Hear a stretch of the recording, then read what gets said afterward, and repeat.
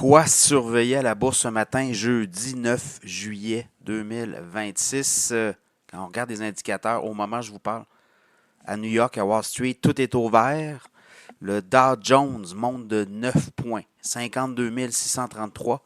S&P 500 monte de 18 points, 7 545. Le Nasdaq, 264 points en hausse, 29 732. Le pétrole continue sa montée à la suite des frasques de Trump et l'Iran. 45 cents de hausse, 73,97. Ensuite de ça, si on regarde du côté de l'or, l'or part en hausse aujourd'hui. 39,40 après plusieurs journées difficiles. 4 121 l'once d'argent monte de 1,17 au moment où je vous parle, 59,71.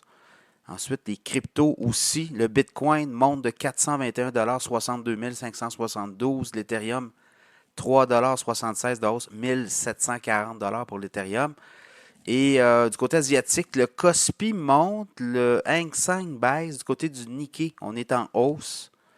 Du côté européen, on est en hausse. Du côté du Stock 600, 3 points, 638 points pour le Stock 600. Donc, pour le reste, il y a beaucoup de nouvelles. Trump qui semble dire que là, les Iraniens voudraient renégocier.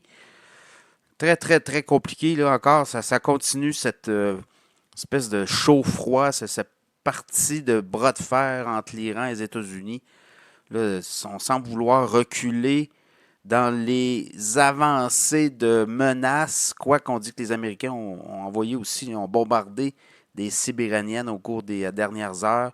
Des bateaux dans le détroit d'Ormuz ont été attaqués, je pense que c'était mardi soir.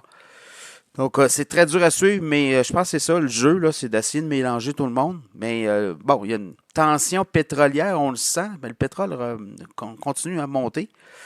Pour le reste, ben, il y a toutes sortes de nouvelles. Il y a des résultats financiers qui sortent aussi.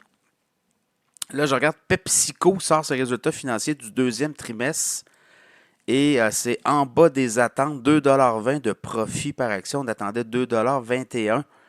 On a 24,18 milliards de revenus. On est au-dessus du consensus de 23,95 milliards, mais sur les profits, on était un petit peu en baisse. Et là, le titre de PepsiCo se fait pénaliser. En avant-marché, c'est 3,61 $ de baisse, 138,90 $. AstraZeneca, aussi, fabricant pharmaceutique, baisse de 15,94 $, 173,34 $. Eux, il y avait un médicament pour le cœur, maladie du cœur qui était en phase de clinique et on n'a comme pas rencontré les attentes. Donc, le titre baisse de quoi? 8,4 % ce matin d'avant-marché. Salesforce aussi, qui est, c'est la firme KeyBank, les analystes de KeyBank qui révisent à la baisse leur cible sur Salesforce. Donc, le titre baisse. Citigroup révise à la baisse sa cible sur Netflix. Donc, voyez-vous le titre de Netflix quand même. On dit qu'on va avoir des bons résultats, mais on était à les multiples. On rabaisse les multiples. Et ça fait en sorte que la cible est ramenée de 115 à 100 $ sur Netflix. Le titre de Netflix qui se fait brasser pas mal. C'est un titre qui est sous-évalué. Pour de nombreux analystes, le titre baisse d'1,12 $ en avant-marché, 74,47 $. On a un split chez Netflix. V'là un an, le titre à 128,83 $. C'est un titre que tôt ou tard va repartir, un peu comme Meta, un peu comme Microsoft.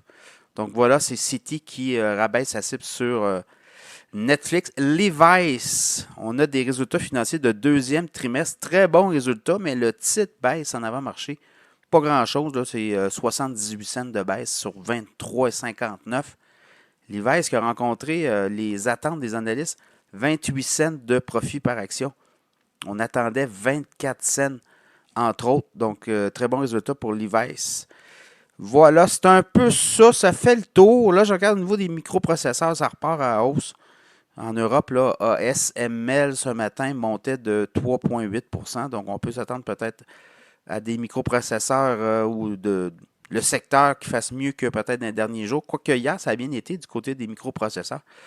Donc, voilà. SK Inix aussi. SK Inix, compagnie sud-coréenne, va faire son entrée demain au Nasdaq. On dit qu'il y aurait 7 fois plus de gens qui voudraient avoir des actions. Est-ce que l'offre et la demande, est-ce qu'on va être à suivre ça aussi? Un genre de. Ben, c'est un fabricant de puces et de microprocesseurs de la Corée du Sud. SK Hynix, Hynix, qui fait son entrée à la bourse de New York. Demain, c'est sur le Nasdaq. Et ça va être à surveiller. Ça va être sûrement très fracassant là, comme entrée. Alors voilà, ça fait le tour. Je vous souhaite une très bonne journée à la bourse. Là, je regarde, on a des chiffres de la Chine aussi sur l'inflation. L'inflation est moins importante que prévu en Chine. Chose certaine, Canada, là-dedans, je regardais MDA Space, c'est une nouvelle canadienne. MDA Space, compagnie qui fabrique des satellites pour basse orbite. On achèterait une compagnie française spécialisée dans les satellites. Le titre de MDA baisse de 8% en avant-marché à New York, mais ça va être le Canadien aussi. Là. Donc, à surveiller là aussi, Air Canada qui a fait connaître le nom de son nouveau PDG aussi. Ça fait jaser. Le titre d'Air Canada monte légèrement en avant-marché. Voilà, très bonne journée à la bourse.